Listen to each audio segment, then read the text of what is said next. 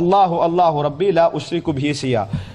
அல்லாஹ் அல்லாஹ் என்று சொல்லி அவன் தான் எனது இறைவன், அவனுக்கு நான் யாரையும் என்ன செய்ய மாட்டேன், இணை வைக்க மாட்டேன். கவலை நேரத்தில் ஷைத்தான் இணை வைப்புக்கு தான் என்ன செய்வான், நிறைய சந்தர்ப்பங்களை தருவான்.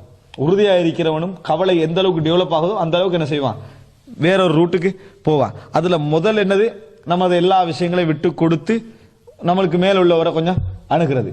டோட்டலா போற டைம்ல எல்லா விதமான குஃப்ரே மனுஷன் என்ன செய்வான், கவலைக்காக முர்த்ததா போனவங்க இருக்கிறான். இஸ்லாமிய சமுதாயத்தில் உள்ள ஒரு சிலர் முர்த்ததா போனாங்கன்னு சொன்னா அதுக்கு ஒரு முக்கியமான கொள்கை ரீதியா முர்த்ததா போறது தவறா புரிஞ்சு போறது. மற்றபடி முர்த்ததா போறவங்க பெரும்பாலும் எப்படி இருக்கும், இந்த மாதிரியான சப்ஜெக்டுகள் வந்து இந்தோனேஷியாவில் நடந்தது, அங்க நடந்ததெல்லாம் என்ன, இது அல்லாஹு அல்லாஹு ரப்பி லா உஷ்ரிகு பிஹி ஷைஆ என்பது நம்ம கேட்க வேண்டிய மிக முக்கியமான துஆக்கள்ல உண்டு. இந்த செய்தி வந்து ஹசனானது.